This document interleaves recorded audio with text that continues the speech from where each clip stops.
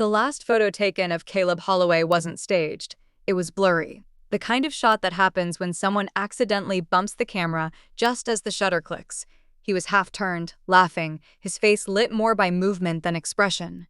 In the background, lights strung across a backyard glowed soft and blurred into little halos. The photo was taken at 23:14 by someone who didn't remember snapping it. By 6:45 the next morning, Caleb was missing. That night, his mother, Rachel Holloway, stood in the laundry room folding. She wasn't waiting up. She hadn't done that in years. Caleb was 17. He knew the rules. No driving drunk, no fights, no disappearing, and yet she found herself folding slower than usual, glancing at the window every few minutes. Her husband, Michael, was upstairs already, grading essays with a red pen that always bled too aggressively.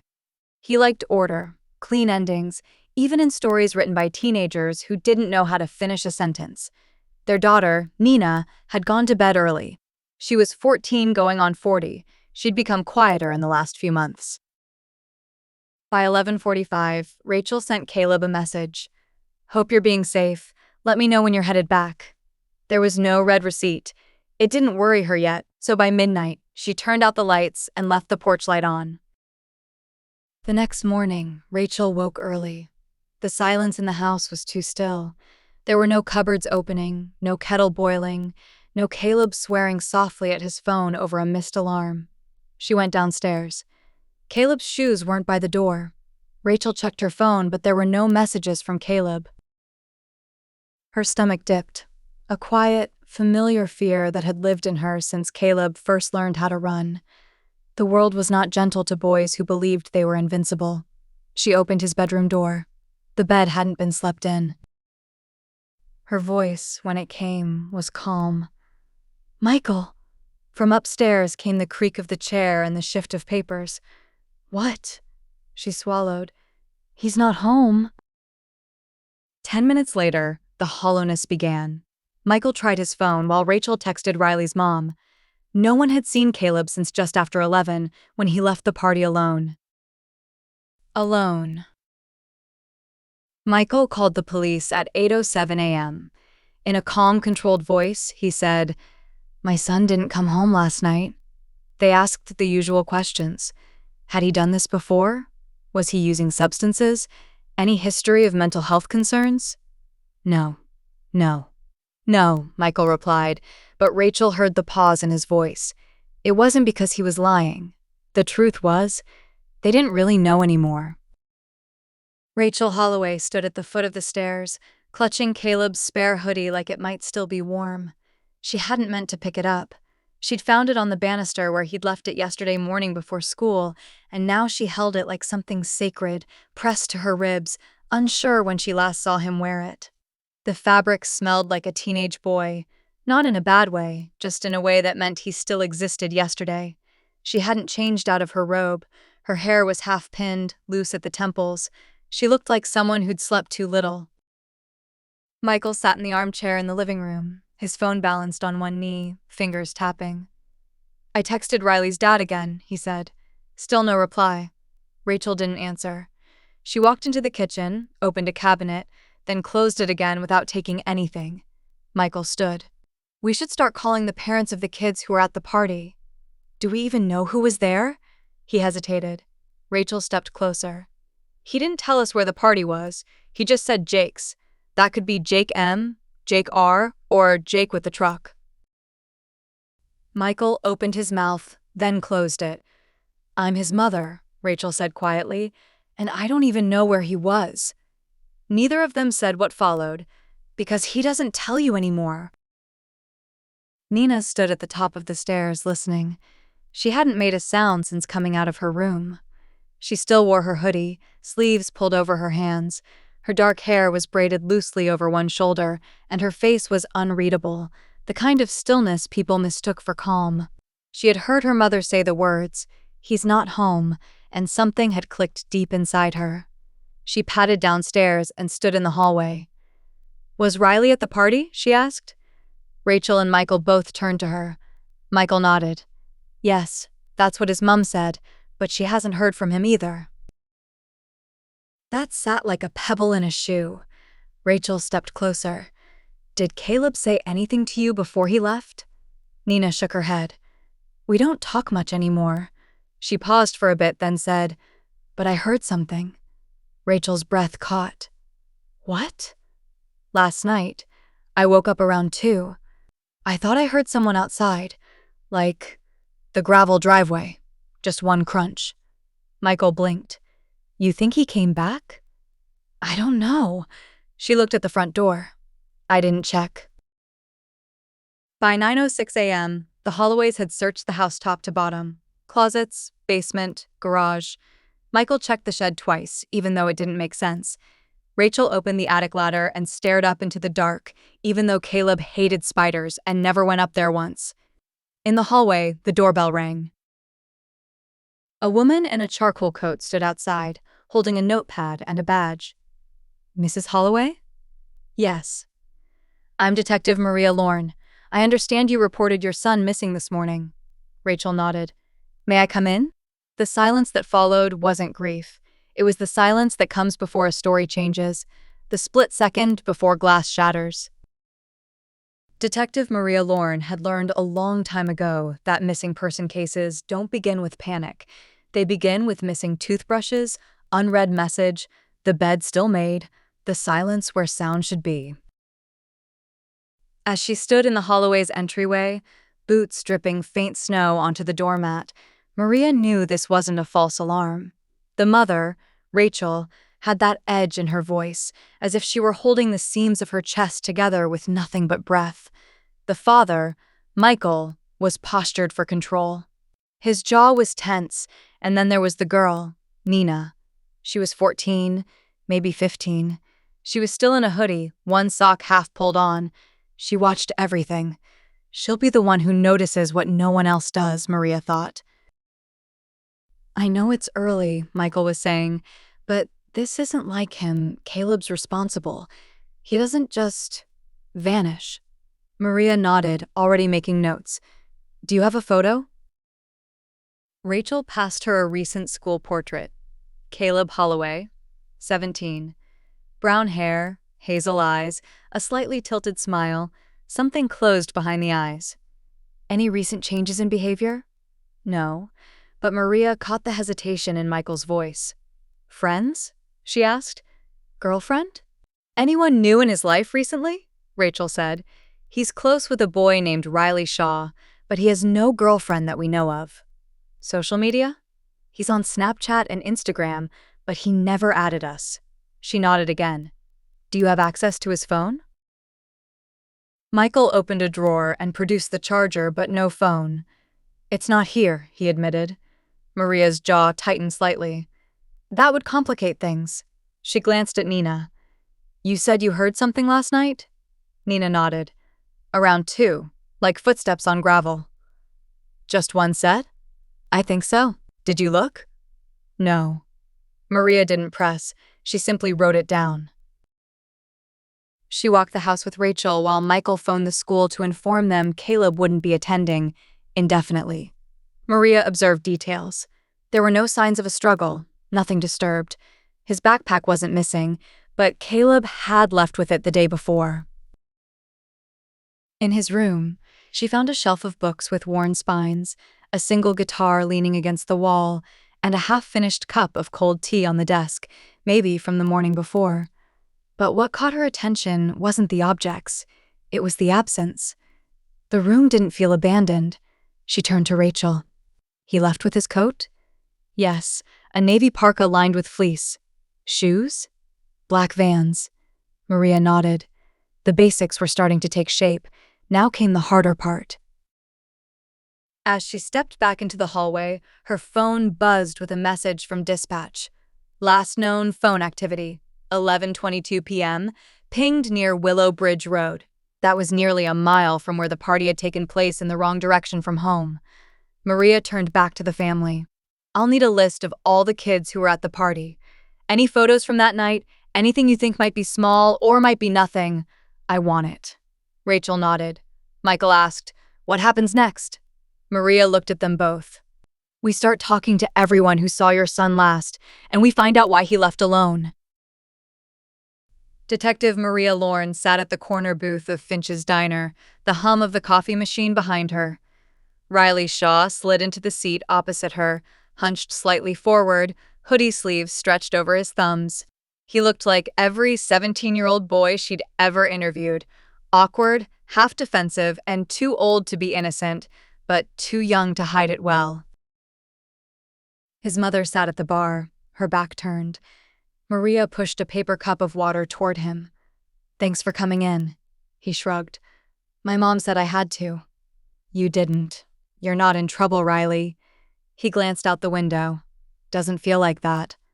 "Feels like what?" He paused. "Feels like if I say the wrong thing, he stays missing." That gave her pause.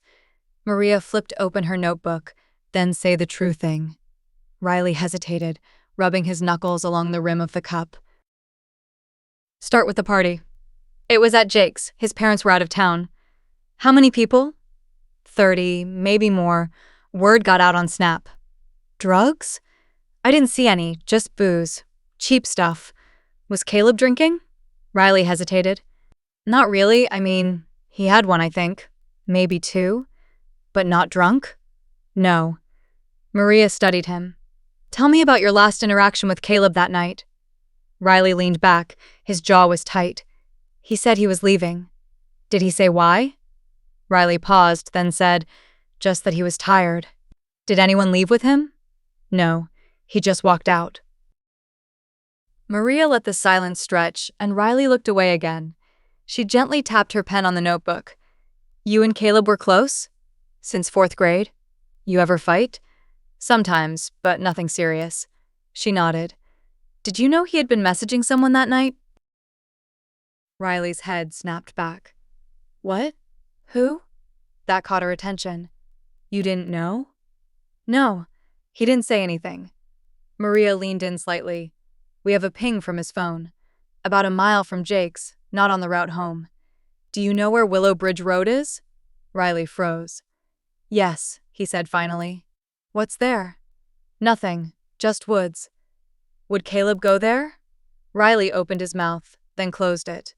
"Riley." There was silence then. Riley said softly, "Not unless he was meeting someone." Maria's pen stopped. "Who?" Riley shook his head. "I don't know." But the way he said it told her he did. The interview ended 15 minutes later. Riley left the diner without touching the water. His mother didn't ask what he'd said, just placed a hand on his shoulder and steered him toward the car. Maria stayed behind. She scribbled in her notes. "Riley knows more. Fear, guilt, not protecting Caleb, he's protecting someone else." She closed the notebook and reached for her coat. Outside, the sky had turned a pale gray, and somewhere, behind Riley's silence, behind Caleb's last steps on gravel, someone else was waiting for the investigation to move in the wrong direction. No one had asked Nina what she thought. Her parents had fallen into patterns, phone calls, pacing the kitchen, clipped sentences full of, "if they find," and "we have to trust." The police had briefly spoken to her, asking just 1 or 2 questions. Nothing that made her feel useful. She was just the younger sister, the background character, and she preferred it that way. It let her move without notice, which is how she found herself standing at Caleb's bedroom door the afternoon after Detective Lorne visited. The bedroom hadn't been touched since. The air inside still smelled faintly like his cologne. His bed was made, his desk cluttered with the usual notebooks, a few wrappers, a pair of tangled headphones. She stepped inside. The floor creaked once beneath her bare foot. Nina didn't know what she was looking for. She only knew this. Something wasn't right. She started at his desk, then looked through the notebooks. Math notes, doodles, a page where he'd scribbled lyrics. Probably not his own. On his shelf, tucked between 2 worn paperbacks, was an old digital camera. Not his usual, he took pictures on his phone like everyone else. This camera was older, the kind they'd used on holidays years ago. She picked it up. The battery light blinked weakly when she turned it on. There were 3 photos, and the last one stopped her breath. It was taken from behind the house, from their own backyard. It showed someone standing near the tree line, blurred, almost silhouetted. The timestamp, October 21st, 6:03 p.m., 2 nights before the party. Caleb's shadow stretched in the foreground as if he had taken it without the figure knowing. She zoomed in. The person was tall, wearing a dark coat, his face turned just enough to catch the edge of a profile, and though the image was grainy, Nina felt sure she recognized the jawline. She turned off the camera, her heart skipping. She didn't know what Caleb had captured, but he had hidden it for a reason, and no one had found it yet.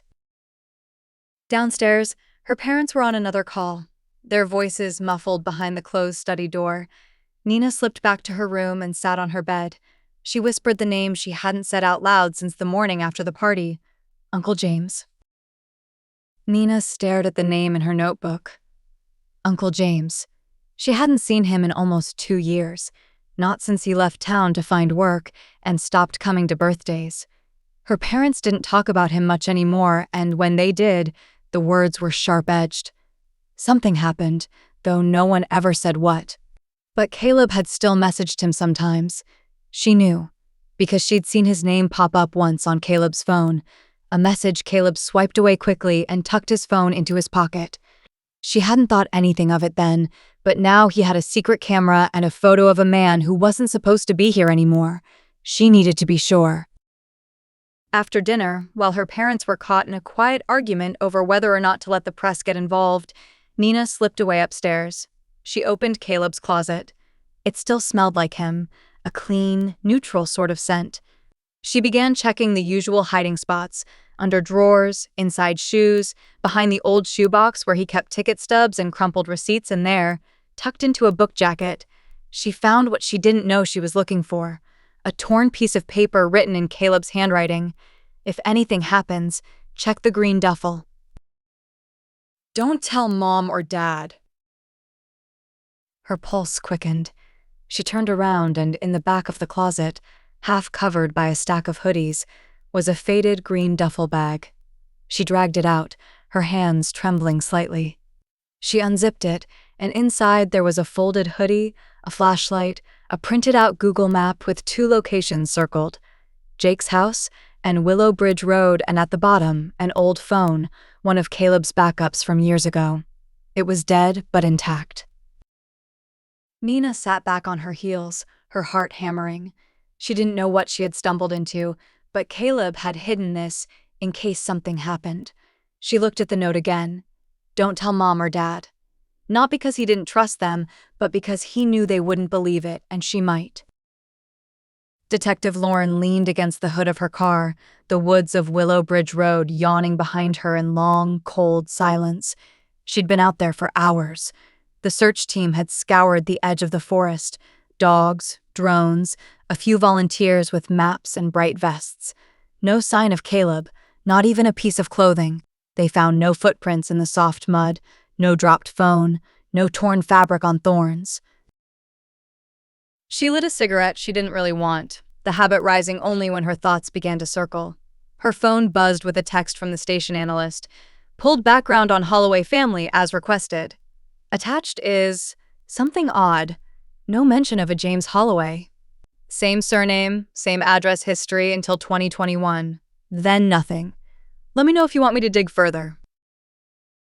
Maria narrowed her eyes. She clicked the file and read, James Caleb Holloway. Date of birth, 1982. Brother to Michael Holloway. Lived in Elmridge until late 2021. No criminal record, no formal employment listed, then vanished from local records. But the birth date stood out. Caleb's full name was Caleb James Holloway, a mirror, reversed. No one had mentioned him once. Not Rachel, Michael, or Nina. Not even Riley, who claimed to be Caleb's best friend. Maria exhaled. People didn't forget uncles. They erased them. She returned to her car and pulled out her field notes from the Holloway interview, then flipped back through Michael's statement. Under immediate family, he had listed Rachel Holloway, spouse, Nina Holloway, daughter, Caleb Holloway, son. Parents, deceased, no other living relatives. Her pen hovered. She underlined the word, no, then circled it. People lie in different ways. Some say too much, and others say nothing at all. She dialed the analyst. "Get me the last known address on James Holloway," Maria said. "I don't care how old it is." There was a pause then. "Old farmhouse off Calder Creek, rented from a Mr. Decker. The lease ended December 2021. Anyone taken it since? Vacant. Owner died last spring." Lauren scribbled, "Get me the key if it exists, or a bolt cutter if it doesn't." There was another pause. "You think this uncle's involved?" "I think this family's hiding something," she said flatly, "and the silence is louder than it should be." She hung up, climbed into the driver's seat, and as she started the car, the snow began to fall again. Soft, quiet, as though the world was trying to cover up what was coming next. The old Samsung buzzed once, then again, the flicker of life returning after nearly 2 years in the dark. Nina watched it light up from her bed, her legs curled beneath her. The room silent except for the faint hum of the charger. Her hands were still smudged with dust from the closet.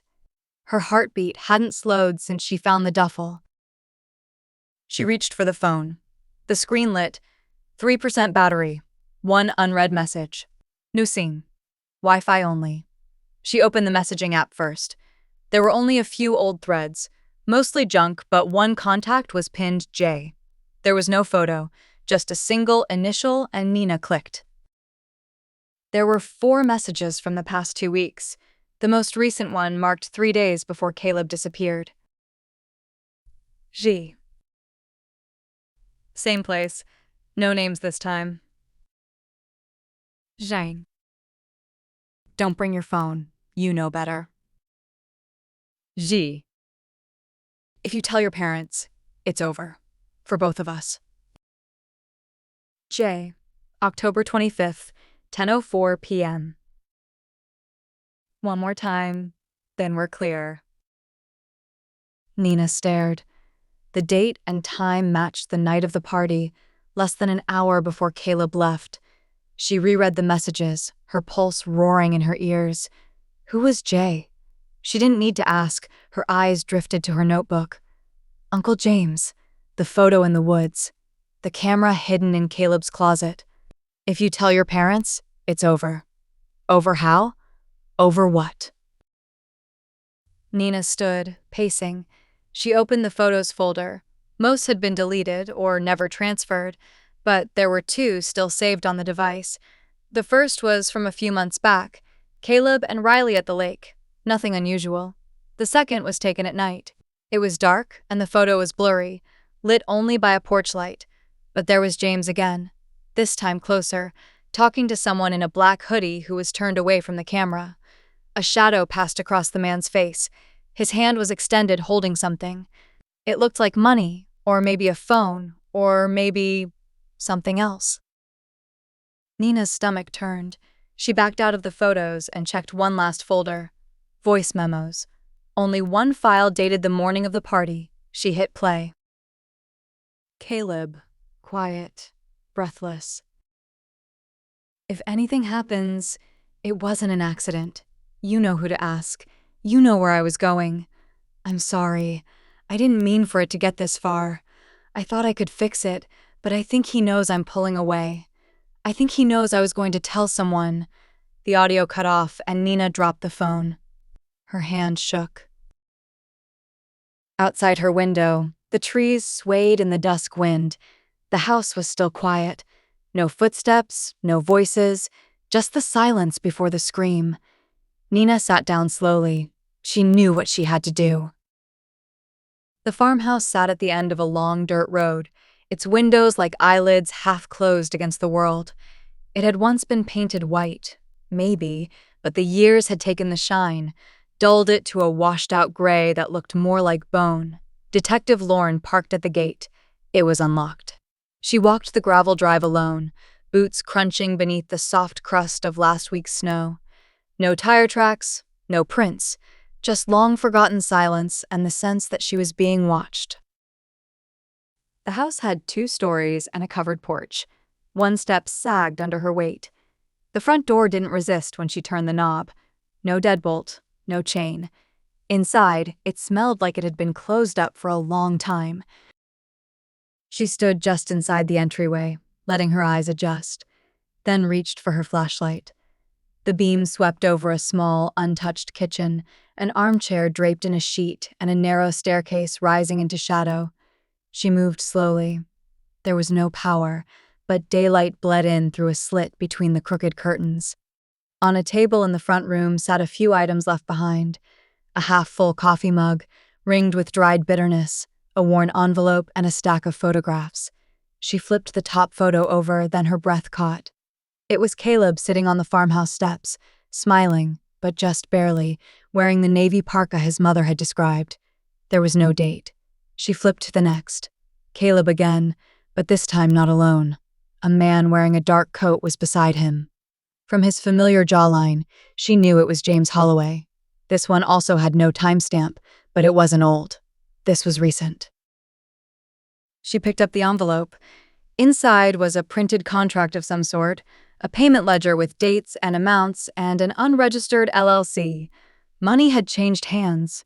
Big money. But the strangest part? Nowhere, not once, did the name James Holloway appear. Instead, it was signed under an alias, J. Calhoun. She stared at the scrawled signature. The loops in the J was sloppy, as if written in a hurry, like someone who didn't expect to be looked at too closely.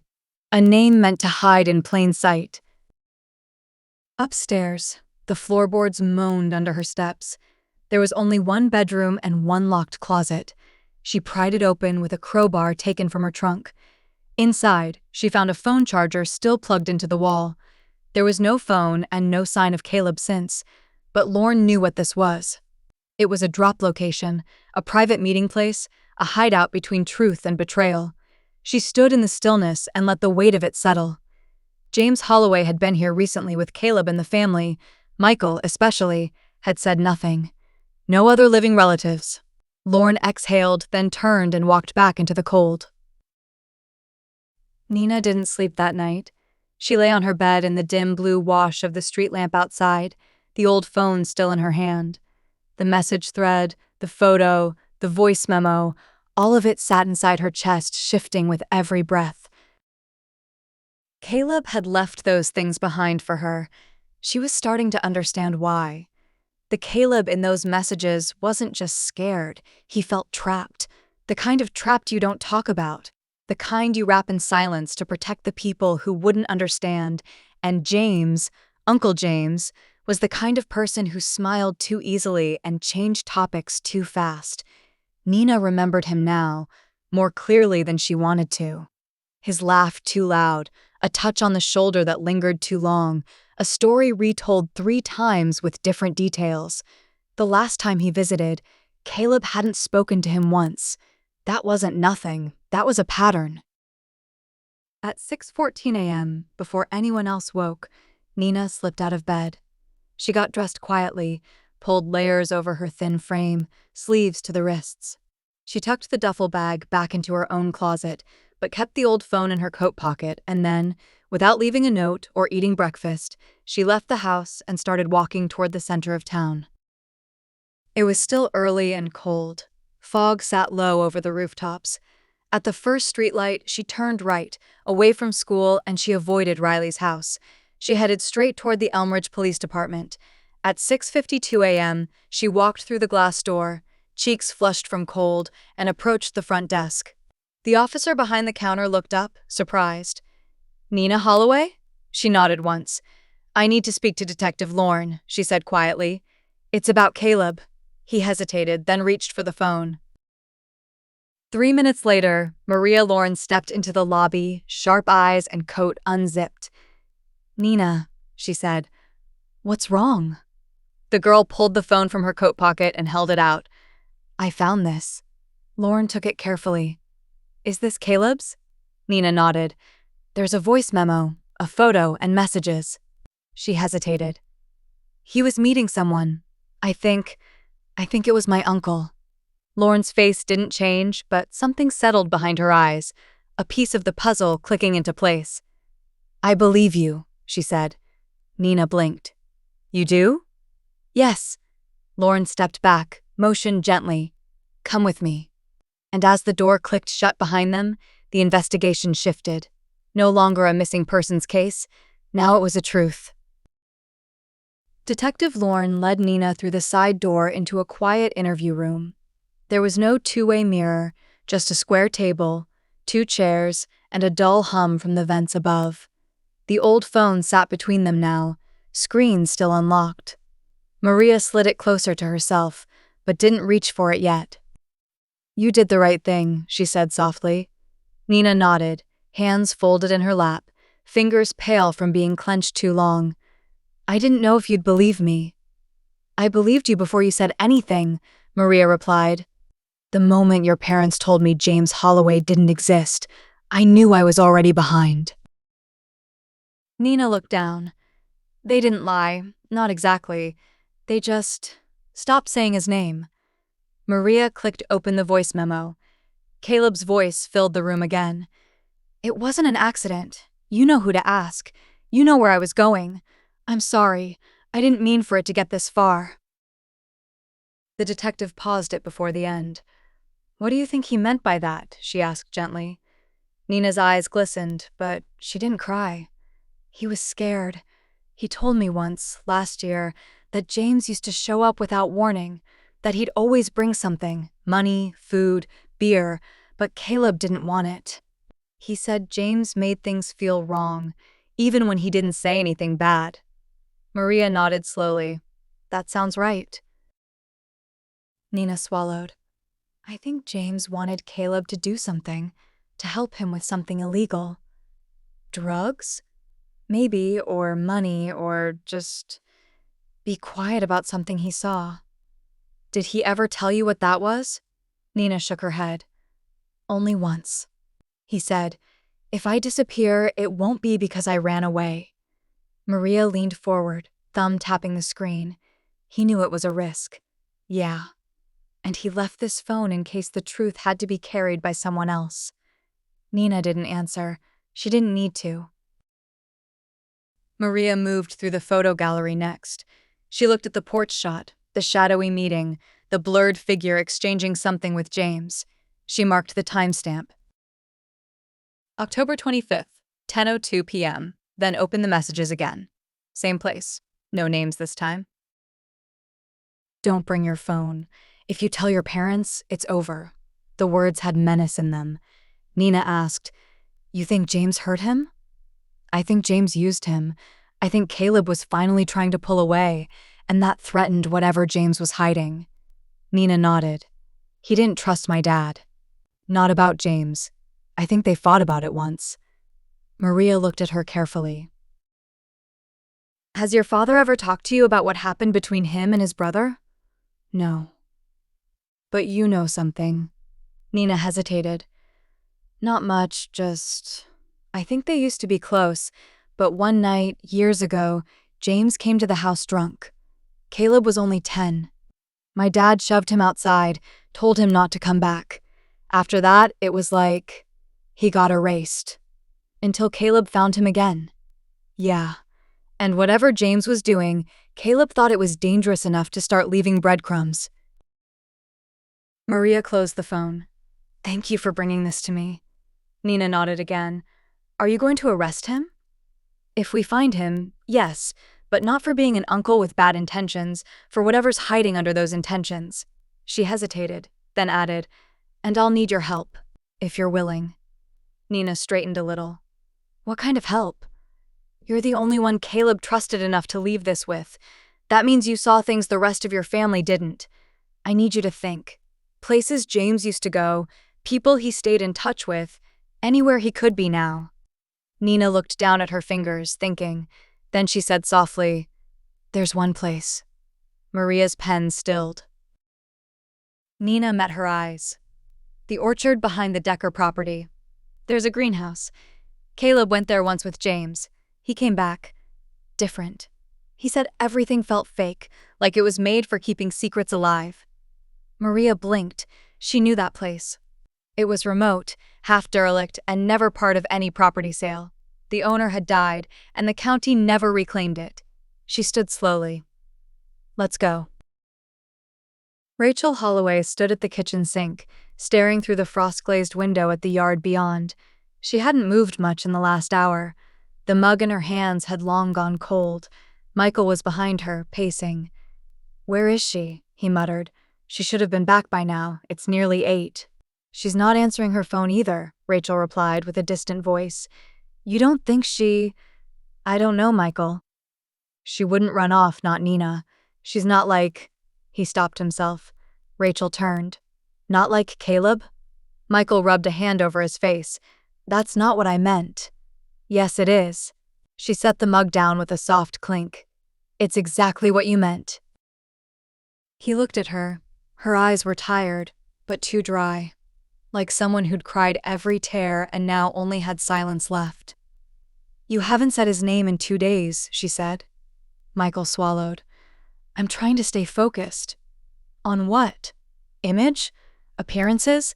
Do you think people care how strong you look while our son is missing?" He bristled. "I've been talking to people, pressuring the school, following the leads Detective Lorne gives us." "Have you?" she said, voice low now. His brow furrowed. "What's that supposed to mean?" Rachel stepped around the counter slowly. Her eyes didn't blink. "You've known since the beginning that James was back in town." He froze. "You said he was gone," she whispered, "but you never said he stopped talking to Caleb." Michael looked away. His mouth opened, but no words came. "Do you know what that makes you?" she asked. "Not a liar exactly, just someone who wanted silence more than answers." "That's not fair." "No," she said, nodding. "It's not."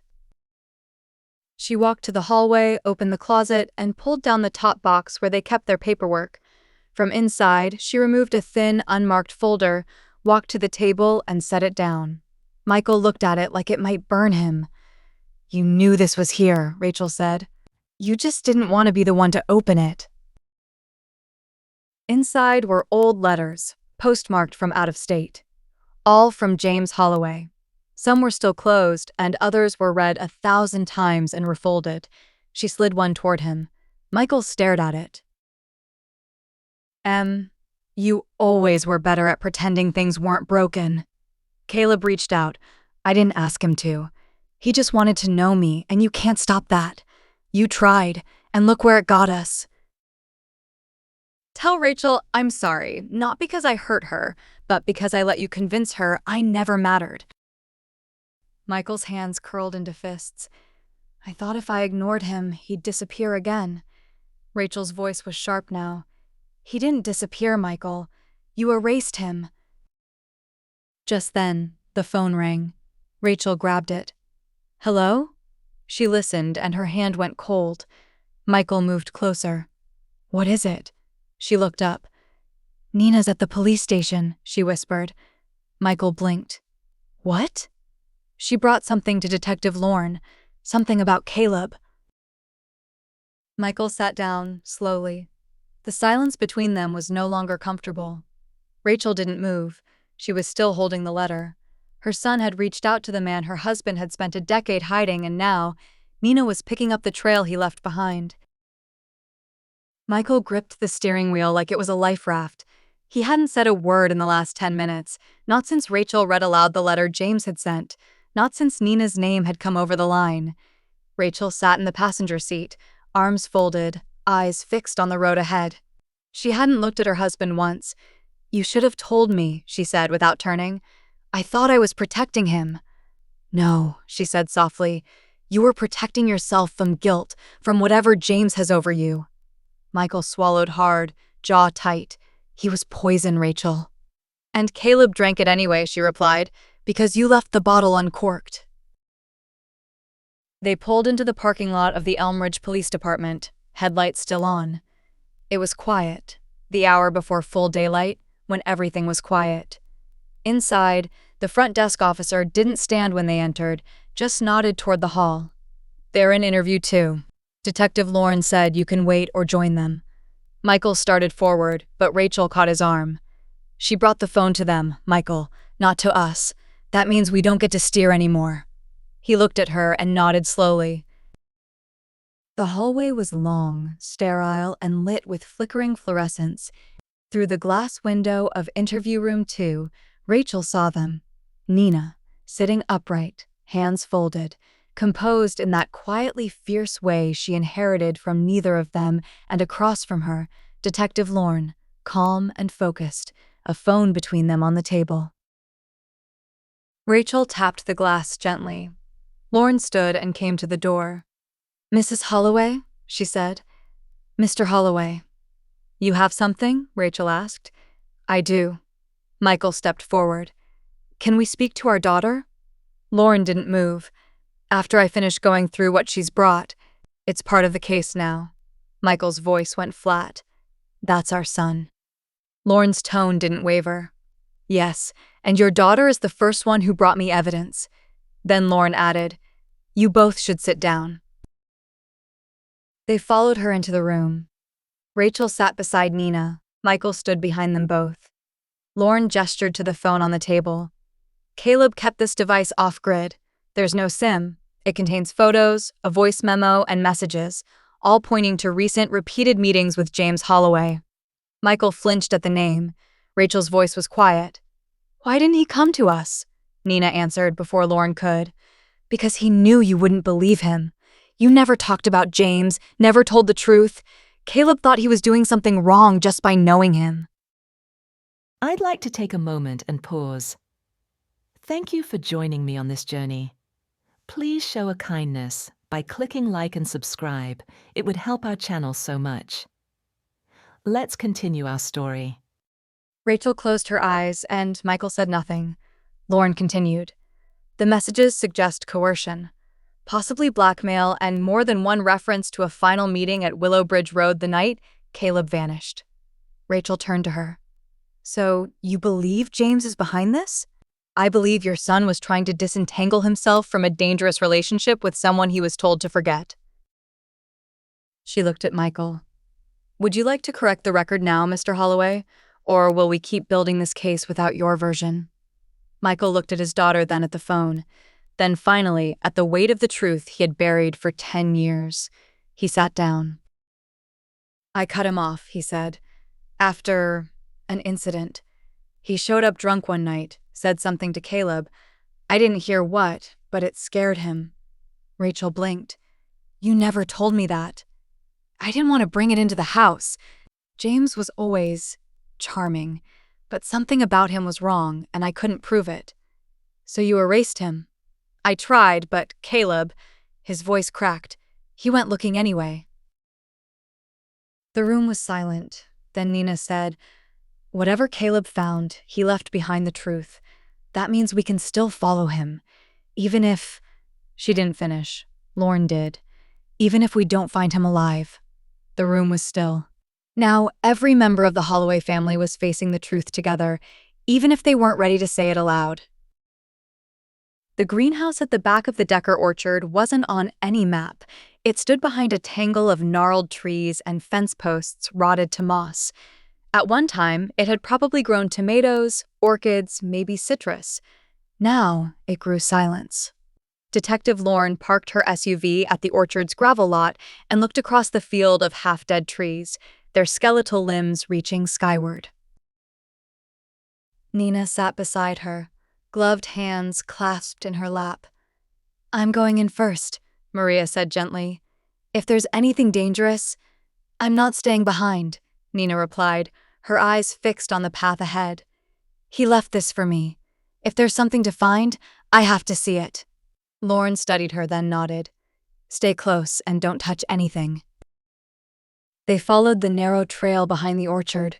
The wind was low, just enough to rustle the dry leaves. The greenhouse appeared like a rib cage made of glass and rust. Parts of the frame had collapsed. Ivy clung to the broken panes. A faded plastic tarp flapped loose where the back wall once was. Lorne stepped through the opening first, pulling her flashlight out. Inside, it smelled damp. The earth was soft and recently disturbed. Rows of broken planters lined the walls, shelves stacked with mold-blackened jars, old gardening gloves, and a cracked thermos. In the far corner, behind a rusted table, sat a wooden box. Nina saw it first. "That's Caleb's," she whispered. Maria crossed to it, kneeling carefully.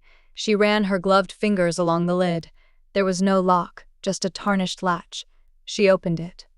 Inside was a bundle of cash, bound with a red rubber band, a notebook, water-stained but intact, a folded sealed envelope, and underneath, a chain necklace snapped at the clasp, the one Caleb wore every day. Nina stepped forward, barely breathing. Lauren opened the notebook.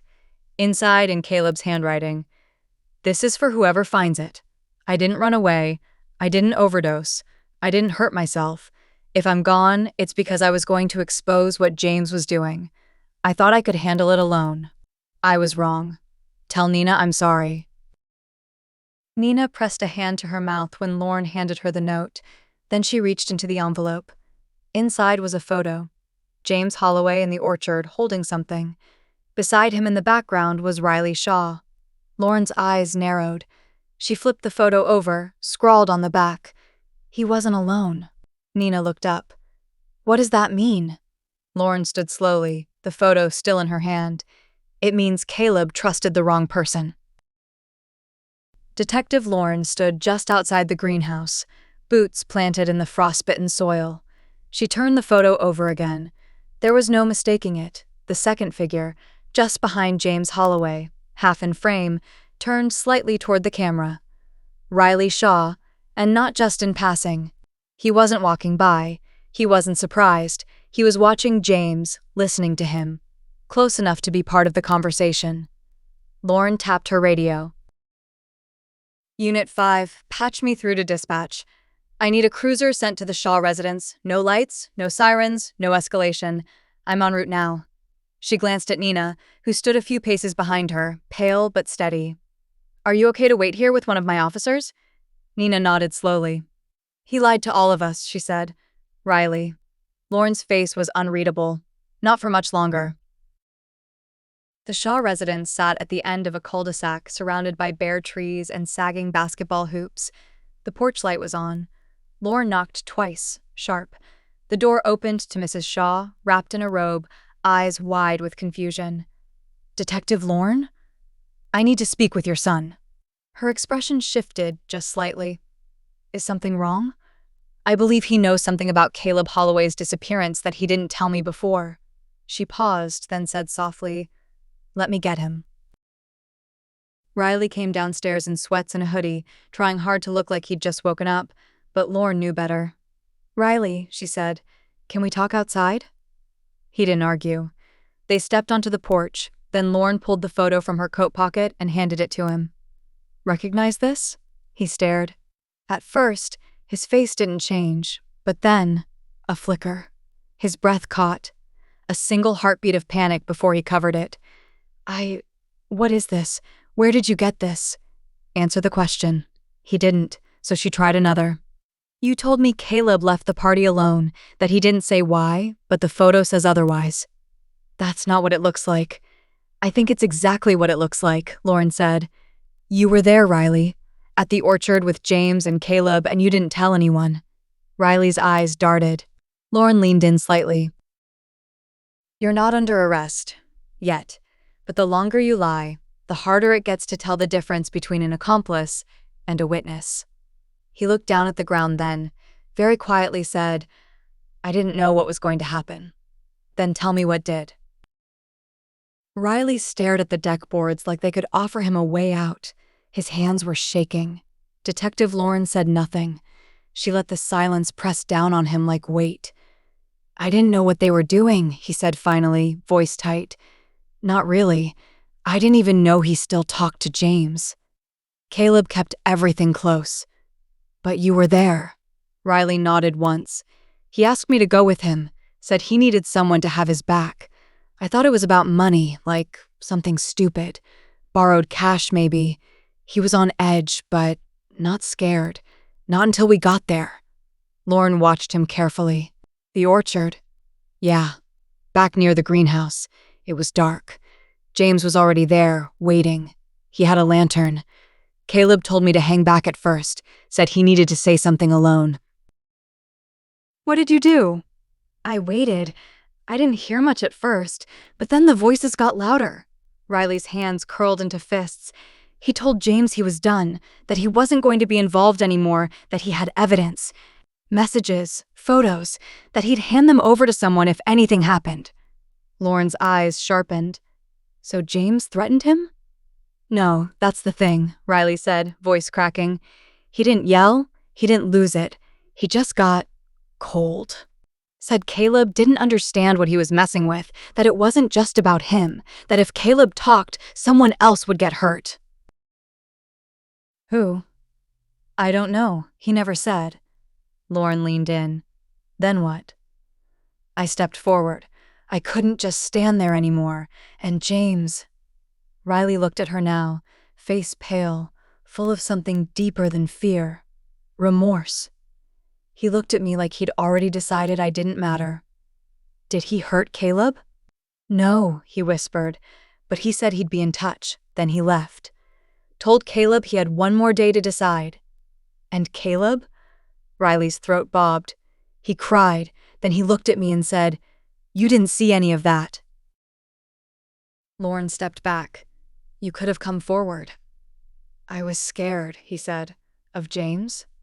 Of the truth, Riley said. Because if something happened to Caleb, it meant I stood there and did nothing. He was crying now. Lauren pulled out her phone and dialed. Send 2 units to the greenhouse site at Decker Orchard. I want it sealed.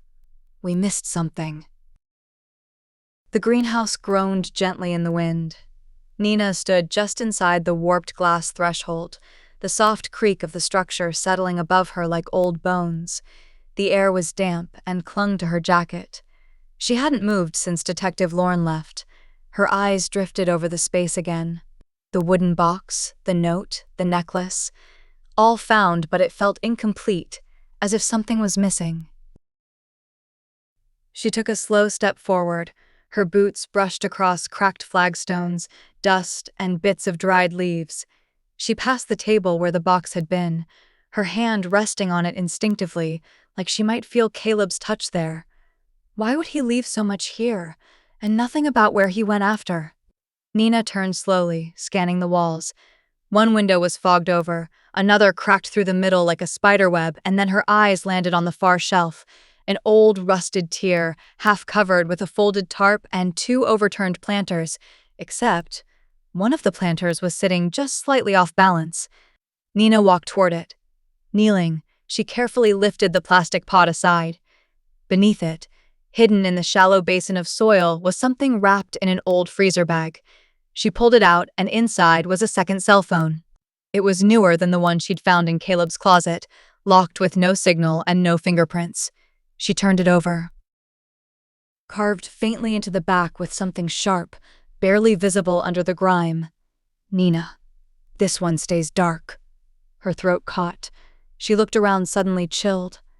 Caleb hadn't just planned to expose James, he'd planned for failure. He left one phone for whoever found it. But this one?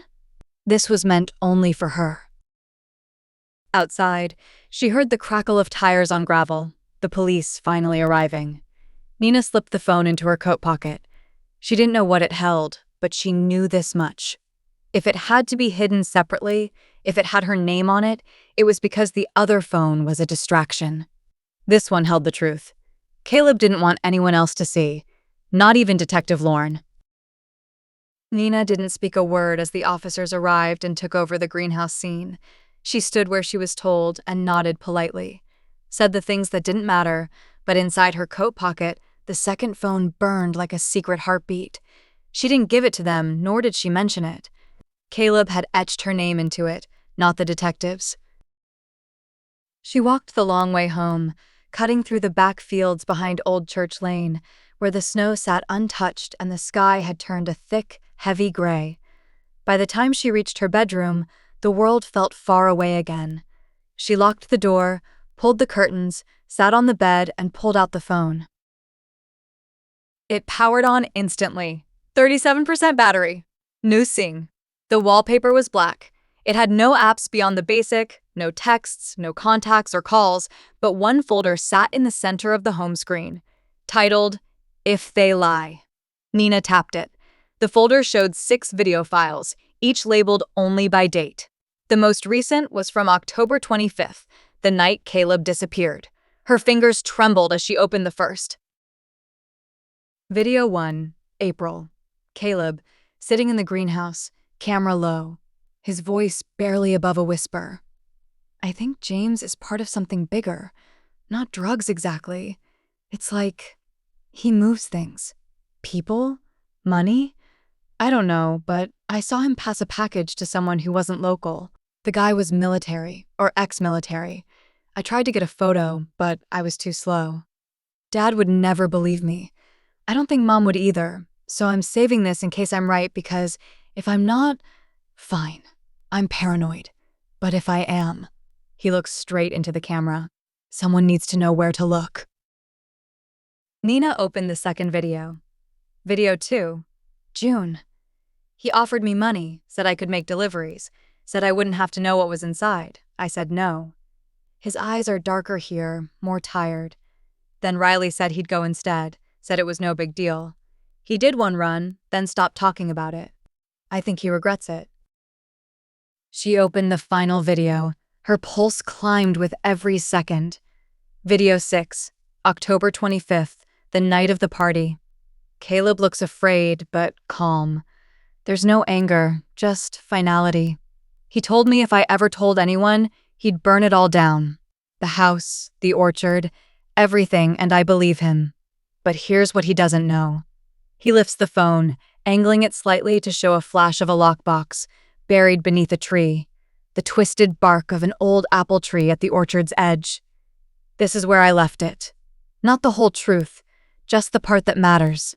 The rest is in this phone, for Nina. He looks at the lens, his eyes full of something unspoken. If they say I ran away, don't believe it. If they say I was angry or high or broken, don't believe that either. I wasn't broken. I was brave, and I'm sorry I didn't tell you sooner. I love you. The video ended. Nina didn't cry. She sat there for a long time, the silence inside the room echoing the last line on screen. I wasn't broken. I was brave, and for the first time since her brother disappeared, she felt less alone. The office was quiet when Lauren returned, frost still clinging to her coat sleeves. The scent of the orchard was gone, but the dirt on her boots felt sacred.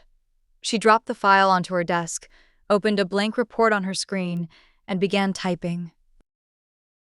Subject: James Nathaniel Holloway, alias J. Calhoun. Date of birth: March 6, 1983. Last known residence: unknown. Nature of warrant: obstruction of justice, unlawful coercion of a minor, suspected involvement in missing persons case, Caleb Holloway, financial fraud, possible trafficking activity, pending evidence retrieval. She stopped, knuckles tightening. Possible trafficking. That was the word she'd avoided until now, but it was crawling through the cracks of every clue. The money trail, the burner phone, the orchard, the unnamed ex-military contact Caleb had mentioned. Something far beyond family feuds and adolescent rebellion. She hit enter, and the form submitted. The warrant was in motion. Detective? She turned. Officer Ramos stood at her door. County confirmed. Holloway's name pinged on a storage rental outside Fairview.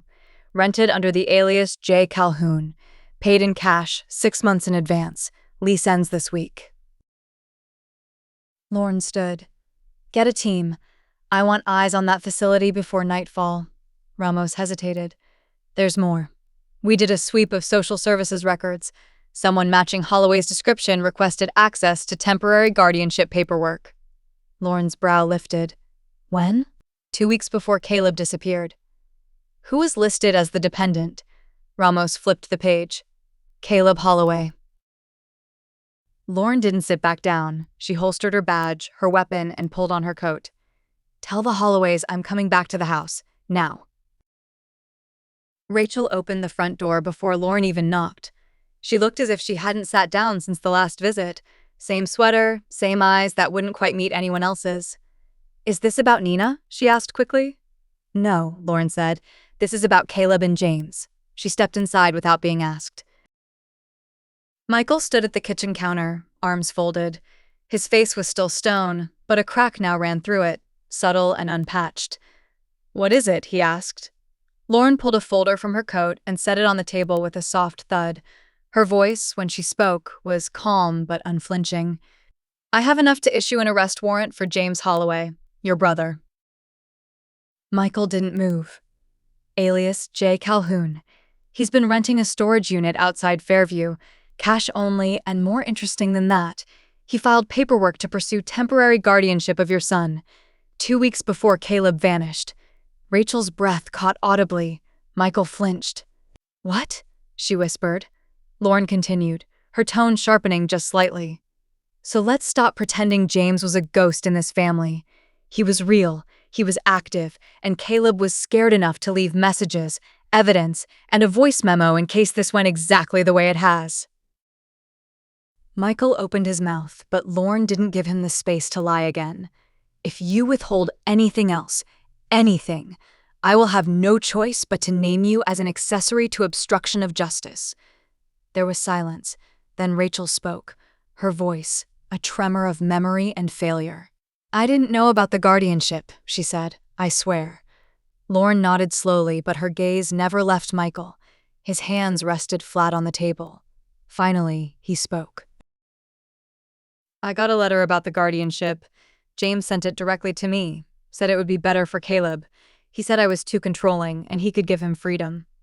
"And you said nothing," Lauren replied. "I tore it up," he said, "and I never told Rachel because I didn't want to give James the satisfaction of knowing he'd gotten in my head." "You were already in his trap," she said. Michael blinked. "I didn't know he'd act on it." "He didn't need to," she replied. "Caleb did." Rachel stepped away from the table, shaking her head. Her voice broke, splintered down the middle. "He wanted to take him, our son, and we let him slip right into the dark because we didn't want to be the kind of people who said James was dangerous." Lauren didn't speak. She let them sit with it. Then her radio crackled. "Unit 5. Lauren, be advised. Subject James Holloway may have been spotted near the state line. A man matching his description abandoned a vehicle in Redvale, 20 miles south. Canines are tracking. No contact yet." Lauren keyed her radio. "Copy. Maintain pursuit. I want a perimeter and notify all border checkpoints. If he tries to cross, we shut him down." She turned back to the Holloways. "I need a list of every place he could be, every cabin, motel, storage key, contact, and this time, Mr. Holloway, you won't forget anything." Michael's nod was stiff, but it came. Rachel handed Lauren a second notebook from a kitchen drawer. It had old handwriting. Notes from years ago, James's numbers, and a sketchy address near a fishing pier they never told anyone he used. "I wanted to forget him," Rachel said. "Now I can't stop seeing him." Lauren took the book. "Good," she said, "because when we find him, I want him to see you." Nina walked across the brittle field of frost-cracked soil, the orchard rising around her like a memory she hadn't made yet. The trees groaned above her, pale light filtered through their hollow branches. She carried nothing but a flashlight and a small hand spade from the garden shed behind her house. The greenhouse loomed in the near distance, but she didn't go to it. She turned left toward the far tree line, toward the oldest corner of the orchard where the apple trees grew crooked from old roots and neglect. She remembered it as soon as she saw it. One tree had split years ago, its center hollowed by rot, but still standing twisted, deformed, like it had tried to grow away from itself. That was the one, exactly like in the video. She dropped to her knees. The first layer of soil was brittle, but the deeper she dug, the softer it became, as if it had been disturbed not long ago, just like Caleb said. At 7 inches down, the spade struck wood and her breath caught. She dug faster. A small lockbox, dented but intact, emerged from the earth. Old, but not rusted, waterproof tape around the edges. A combination lock held the front closed. She sat back, thinking. 3 numbers. She didn't hesitate as she turned the dial. 051. The latch popped open. Inside, nestled in cloth, she found a second notebook, thicker than the one found in the greenhouse, a USB drive, a folded birth certificate, and a small black object wrapped in tape. Nina carefully unrolled the cloth. The object was an old, scratched digital audio recorder powered by a single AA battery. She pressed play. Then she heard Caleb's voice, soft, tired, but clear. If someone's hearing this, it means I didn't make it, or I got scared, or maybe I just ran out of time. This isn't about my father. It's about James and about the man he answers to, a man named Callister. They used the orchard as a relay, moving things, hiding things, not drugs or money. People, not local people. I think they used Riley once to test him, but he backed out. I found out because of a girl. She showed up once, hurt and confused. She didn't speak English, and James said she was just passing through. There was a long pause. She was gone the next day. I think he gave her away. Nina's hand trembled. The silence after the recording ended was louder than the words. She knew what this was. This wasn't just the end of her brother's story. It was the beginning of something much bigger. Something someone had been willing to erase him for, and she had it. Nina didn't go home. She didn't call her parents, and she didn't text Lorne. She walked straight to the only place in town where she could control what happened next, the library. The back reading room overlooked the cemetery. It had no cameras. She sat at one of the unused desks with the lockbox beside her and unzipped her laptop and plugged in the USB drive. It whirred, then loaded. Dozens of folders appeared. Timestamps, code names, encrypted files, hidden MP4s and PDFs buried in layers. Caleb had been tracking them, not just James, but a network. She opened one folder. August, Transit 3. Inside, a log of dates and first names. A pattern emerged, a van picking up units. Names replaced by initials, age ranges, destinations in other states. Human trafficking. Every instinct in Nina's body screamed as she read, but she kept going. One video. A time-stamped clip. Security footage. It looked like shaky and dark, but clear enough to make out faces. James.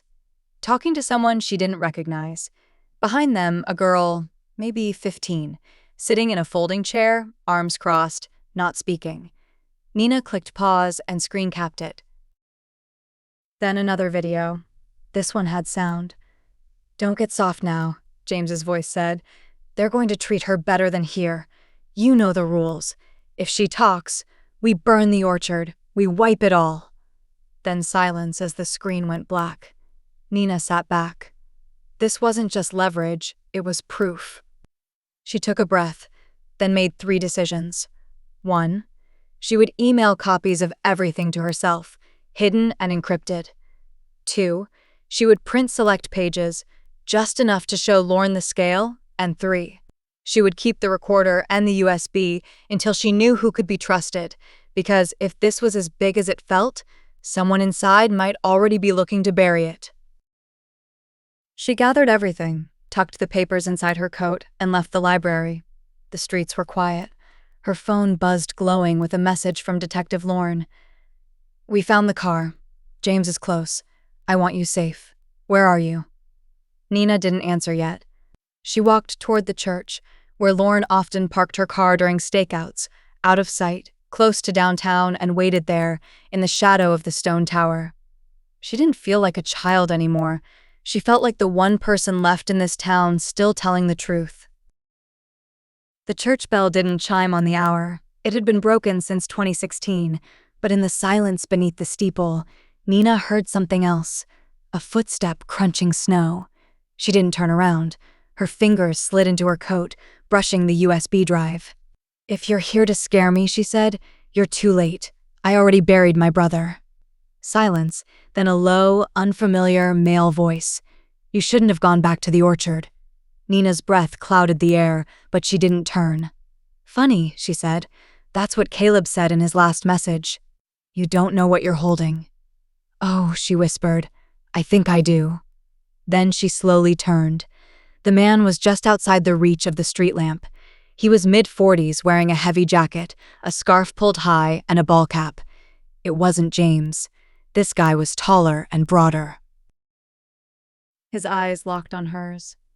"I don't need to know your name," she said, "because the person I'm meeting in 5 minutes, she'll trace your boots, your car, your heartbeat." He didn't flinch. "You give that drive to anyone, and people die." Nina blinked, then smiled. "They already have." A flash of surprise crossed his face just for a second. Then the headlights. A black SUV rolled slowly into the lot. The man stepped back into the dark and disappeared. Lauren stepped out of the vehicle before it had even stopped. "Nina?" She turned and ran straight to her. Lauren saw her pale face. She looked behind her. "Was someone—" "Gone," Nina said. She handed her the envelope. "He wasn't bluffing," she whispered. "Caleb found everything." Lauren opened it and her eyes widened. She pulled Nina close and said, "You did good." And in the frozen light of the broken church, Nina Holloway finally stopped running. Michael opened the door. There was no one there, just the envelope. He stared at it. It was brown, had no stamp and no address. Just one word written across the front. "Mom." He picked it up like it might break. "Rachel," he called softly. She came around the corner, drying her hands. "What is it?"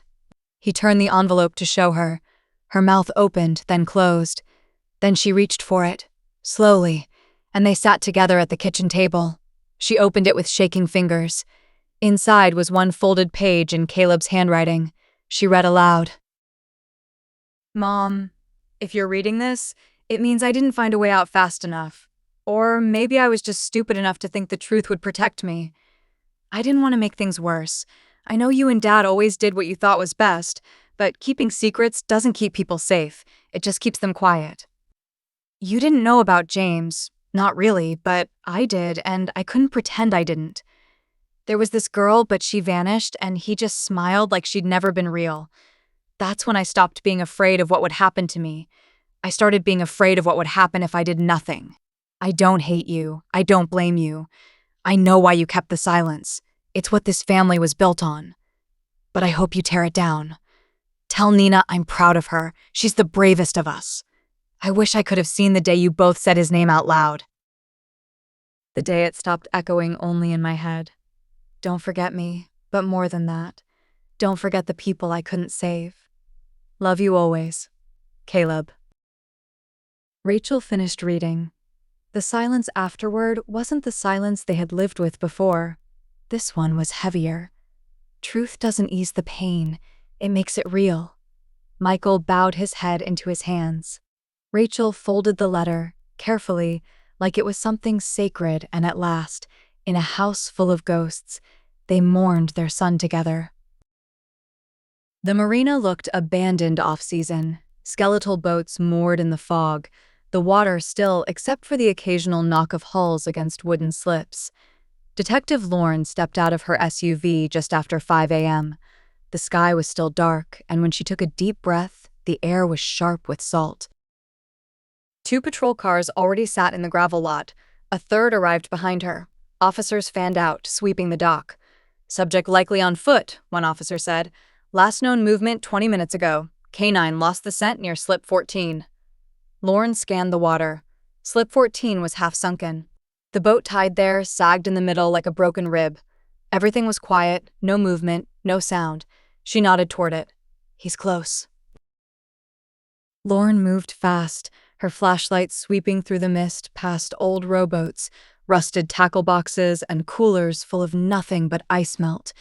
Her boots hit the slick boards without sound. Then she stopped. She saw a jacket slung over a piling, still warm. She crouched. Inside the pocket was a wallet. There was a fake ID and no cash, but tucked behind the license, a photo.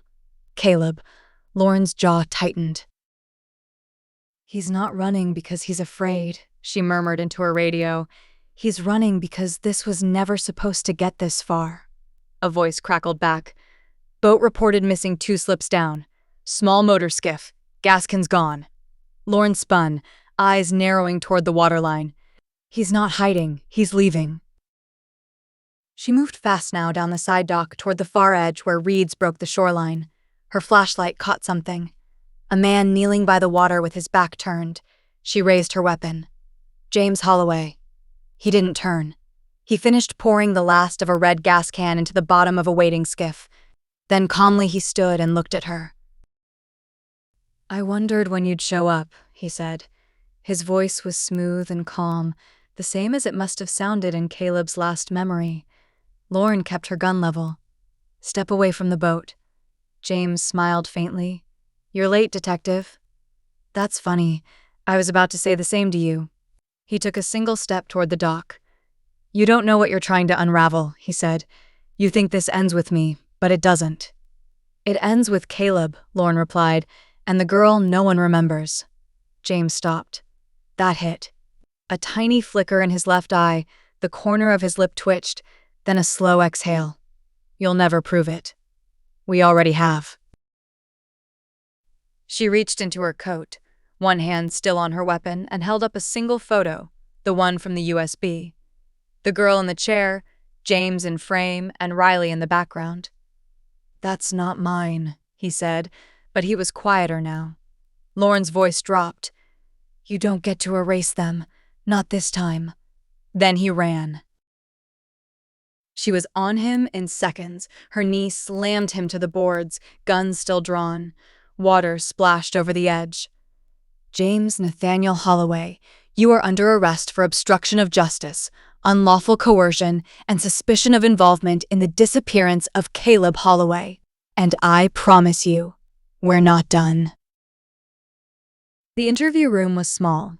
It had no carpet, just a concrete floor. James Holloway sat with his hands chained to a steel ring in the table. Lauren stood just outside the door, arms folded. She could see him through the one-way glass, and she watched him the way a surgeon watches for movement before the first incision. She entered without her coat, set a file down but didn't speak. She opened the folder and began flipping pages slowly while letting the silence grow loud enough to press. James watched her. Finally, he leaned forward, cuffs rattling.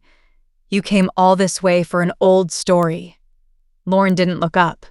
"No, I came for your ending." She slid the first photo across the table, the girl in the folding chair, the warehouse timestamp, and his face. Then another, Riley Shaw, same location, same day. Then a third, the logbook entry from the USB, initials, ages, and drop points. Redvale, one female, 15-year-old, SA transfer. James stared, then blinked. Lauren leaned in slightly. "You're not the whole machine, James. You're just the gatekeeper. But the mistake you made," she tapped the photo, "you let Caleb see inside." A flicker of contempt passed over his expression. "He was a child." "He was smarter than you," Lauren replied. "And he didn't run from the truth. He preserved it." She slid one last page across the table, Caleb's birth certificate, James's name not listed. "Tell me why you tried to take custody. Why a man with no legal claim wanted that paper trail." "You think I wanted custody?" he said, almost laughing. "I wanted control." "Why?"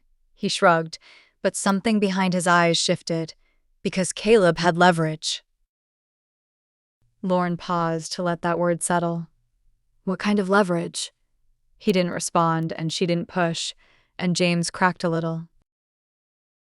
"He threatened to hand over names," he said finally. "Not just mine, others. Men who don't show up on background checks. The kind of people who buy silence." Lauren didn't move. "Is that what you gave them? Silence for a fee?" "I gave them a way through," he said. "Not a reason to stay." "And the girl?" That smile faded. "She wasn't my decision." Lauren stood slowly. "That's going to be your favorite sentence for the next 20 years. I didn't kill him." "No," she said, "but you broke him, and when people find out how many others you helped disappear." She gathered the papers. "You'll disappear too, but it won't be the way you planned." She knocked twice on the door. It opened, and as she stepped out, she looked over her shoulder. "They're going to remember your name, James, just not for the reasons you wanted." And then she was gone. The letter came in the afternoon, a pale envelope, slid into the mail slot between a flyer for a car wash and a coupon for dog food. Nina picked it up without thinking. Then she saw the seal. County of Greystone, Superior Court Office of the District Attorney. Her fingers went still. She opened it in the kitchen, alone. Her parents had gone out. Rachel to the market, Michael to a meeting with their lawyer. Neither of them had quite figured out how to breathe inside the same room yet, but they were trying. The letter was short. Dear Miss Holloway, this letter is to inform you that you have been identified as a material witness in the ongoing investigation and prosecution of James Holloway in the matter of People versus Holloway, case number CV 1126GS. Your statements, discovery of primary evidence, and relationship to the victim, Caleb Holloway, are considered crucial to establishing intent, timeline, and the motive for concealment of key witnesses. You are not under any obligation to testify at this time. However, your voluntary appearance before the grand jury could strengthen the case and give voice to evidence recovered through your efforts. Please contact the ADA's office by the date below. With respect, J. Ennis, Assistant District Attorney. Nina folded the letter, then unfolded it and read it again. Her pulse was calm, her hands steady, but the weight in her chest. That was hard. Testifying meant saying everything out loud, not just the evidence, but the why. The pieces of Caleb she had only spoken to in her head. She looked across the room to the notebook he'd left, then to the USB, now copied and locked away in a fireproof box. Then she looked at the recorder. She hadn't played it again. She still heard his voice when she closed her eyes. If they say I ran away, don't believe it. She picked up the phone and dialed. Greystone County DA, the receptionist answered. Nina's voice didn't shake. This is Nina Holloway. I got your letter. There was a pause, then the operator asked, Would you like to confirm participation? Nina closed her eyes. Yes, she said. I'll testify. The envelope came on a Thursday. Riley was in his room, headphones in, trying to pretend that music could drown out memory. He didn't hear the mail, didn't hear his mother call his name, but he heard the knock. It's from the DA, she said, pushing it through the crack in the door. You want to tell me what this is? He didn't answer, didn't even touch it at first. He just stared. He opened it after dark, sitting at the edge of his bed, knees drawn up, the blue light of his laptop casting the words in electric shadow. You are hereby summoned as a witness in the case of People versus James Holloway. The rest blurred for a second, and something dropped inside him. They knew he was there, and now everyone else would too. Downstairs, his parents were arguing in low, muffled voices. It wasn't about him, but it always came back around. He folded the letter and shoved it under his mattress, then stood and walked to the hallway mirror. He stared at his own face. Say it, he whispered. I was there. Louder. I saw them. I heard Caleb say no, and I let him walk away alone. His voice cracked. There was a knock, then his mom's voice. Riley, do you want to talk?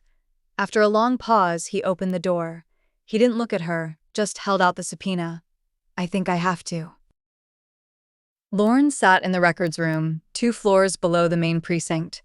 Caleb's USB drive was connected to her laptop, but she wasn't scrolling blindly. She had a map now. Every folder from the drive had been copied and scrubbed for metadata, timestamps, IPs, encrypted receipts. Caleb hadn't just gathered evidence. He'd followed transactions, and they all pointed to one thing: logistics. Small payments disguised as agricultural supply invoices, shipment logs from companies that didn't exist, and names. Some were aliases, others were blank, but one kept appearing. C. Collister. First as a sender, then as a signee, then as a recipient of a $7,000 payment wired from an Orchard business account 2 weeks before Caleb vanished. Lauren leaned back. You want it out, Caleb, she whispered, but not before you opened every door they thought was locked. She called in a favor. Agent Trask, a contact in federal cybercrime, picked up on the second ring. I need a full workup on the name Collister. Initial C. Maybe tied to an unregistered shipping network, child trafficking ring, and 2 verified instances of forced labor movement through rural properties. That's a hell of a sentence, Trask replied. Yeah, Lauren said, and it came from a 17-year-old. You got anything concrete? She sent him the folder. More than you think. By sundown, Trask called back. Collister's not a name, it's a code name. We've been tracking shell accounts with that marker for months, mostly in transport corridors between New York and North Carolina, East Coast pipeline. Victims? She asked. Too many. No convictions yet. You want one? She said. Always. Then give me a name, one above James Holloway. There was a pause, then a sigh. Look up Marcus Bell, former military logistics, runs a vineyard near Saratoga. It's a front, quietly untouchable. We've suspected for years. I don't want suspicion, Lauren said. I want teeth. Then I hope your kid's brother kept the right receipts. Lauren hung up. She stared at the folder again, at the voice clips, at the notes. The file titled, For After James. She hadn't opened it yet, but maybe it was time. The folder sat untouched for days. It wasn't overlooked. She avoided it because Lauren knew when she opened it, there would be no turning back. No more benefit of the doubt. So when she double-clicked the folder marked For After James, she took a breath and whispered, like she'd done once before, I'm here, Caleb. Inside were just 3 files. A single-page PDF titled Marcus Bell, Vineyard Operations, a video file, car ride, July, and a text document named Map. She opened the PDF first. It was a shipping manifest, fake but eerily professional. The name Bell Vintners was stamped at the top, a legal business located in Saratoga County, but the contents were code. Summer harvest, 4 units, F, ages 13 to 16. Cold storage approval, Y. Transfer driver, CC. A pang hit her gut. Collister.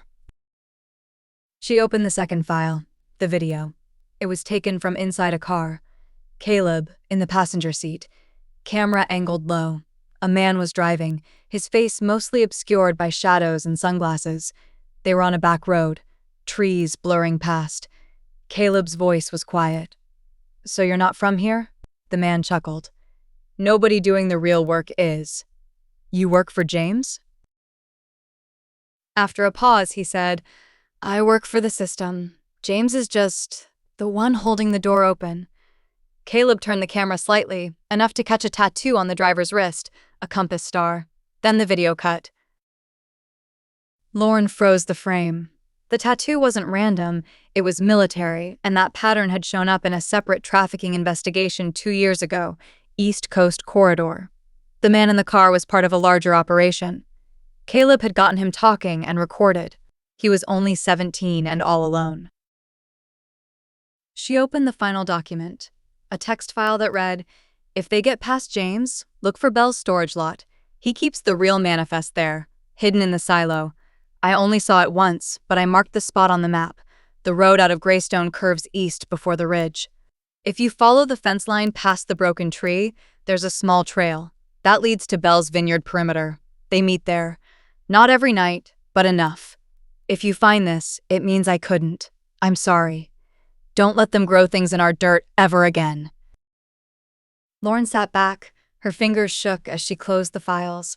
There was no glory in this kind of bravery, just a boy who chose to act when men with power stood still. She picked up the phone. Trask. I have your warrant location. Bell's silo, just outside Saratoga. I'll send coordinates. Damn, Trask murmured. This kid. Yeah, Lauren said softly. This kid gave us the whole orchard. The air above the vineyard was unnaturally still, as if the land itself knew what was coming. Detective Lauren stood in a convoy of black SUVs, watching fog roll over the eastern ridge. They were 5 minutes from breach. Agent Trask stood beside her, bulletproof vest zipped, earpiece live. We follow the silo trail. No noise unless we confirm movement. Lauren nodded, her fingers tightening around her flashlight and sidearm. He buried them under wine and money. Let's dig them out. They moved fast, night vision slicing the dark. The vineyard's tasting room was silent, shutters drawn. There were no alarms. Lauren heard a faint creak from the back lot. She raised her hand. The team split, angling toward the metal silo tucked between stacked crates and a rotted fence line. They found the door padlocked, but not alarmed. Agent Trask cut it. Lauren led the breach. From inside came a hollow echo. Shelves, folders, old barrels labeled with wine blends that didn't exist. Behind them was a hidden, false wall. Trask peeled it back. Behind it was sealed, numbered, and labeled crates. One was slightly open. Inside were sleeping bags, water bottles, toothbrushes. All of them small and new, and next to it, a single white sneaker. Too small for a grown man, too clean to belong to Belle. "Oh my word," someone whispered, but it wasn't the worst part. Lauren stepped deeper in and pulled open one of the folders. They found passports. Dozens of foreign passports, most with girls' faces. Some expired, some fabricated, but all linked by one thing. This vineyard was a waypoint, and Caleb Holloway had mapped it. Nina stood outside the courthouse in a gray coat, clutching a folder of notes she didn't need. Riley sat beside her, his leg bounced uncontrollably. Inside, the grand jury waited. The assistant DA met them at the doors. "Just speak clearly. You're not being judged, you're telling the truth." Nina nodded. Riley didn't. She went first. The courtroom wasn't huge. There were 12 jurors, one judge, and 2 rows of spectators. Her parents sat in the back. Rachel squeezed Michael's hand. He didn't let go. Nina took the stand. She began with Caleb's note, then his recording, then the orchard. When the DA asked what she believed happened to her brother, she said, "He told the truth, and they buried him in it." Riley testified after. His voice cracked twice. Once when he said Caleb's name, and once when he admitted, "I could have stopped him, but I didn't." When it was over, he didn't return to the benches. He went straight to Nina. "I don't expect you to forgive me," he said. "I don't need to," she replied. "But you showed up. That counts." They left the courtroom and walked outside into sunlight. News vans lined Greystone's town square. The headline on every local paper read, "Local boy exposes human trafficking network. Evidence links to statewide ring." Nina passed a mural downtown. Caleb's face, smiling, calm, had been painted on the side of the library. She stared at it. Someone had written beneath it, "He was right. We were wrong." At school, teachers thanked her. Students whispered her name. Riley sat alone at lunch until Nina joined him. She didn't say anything, just ate in silence. That was enough. Rachel Holloway made a statement to the press. "I didn't know what my son was carrying, but now that I do, I'll carry it forward." That night, she left a candle at the orchard. James Holloway took a plea deal. 15 years with no parole for 10. Nina sat in the courtroom. She didn't speak. Marcus Bell pleaded not guilty. The trial is pending, but the silo was evidence enough to freeze his assets. The orchard was declared a protected site. No future construction. And Nina, she returned there one last time. She buried Caleb's notebook in a tin box beneath the twisted apple tree, then whispered, "You weren't too late. They just weren't ready." And this time, when she walked away, she didn't look back.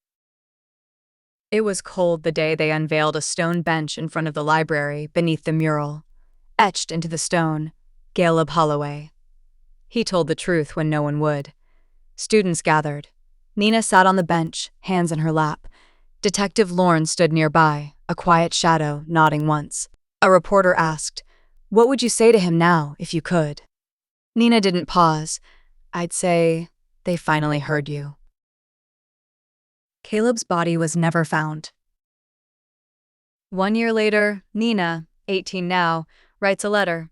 "Caleb, I start college in 2 months. Journalism. Seems obvious, right? Sometimes I think about the orchard, but it's quieter now. Your bench is always warm in the afternoon. Riley's getting better. Mom and Dad, they're trying. But most days, it's just me and you. And that's okay, because you were never really gone."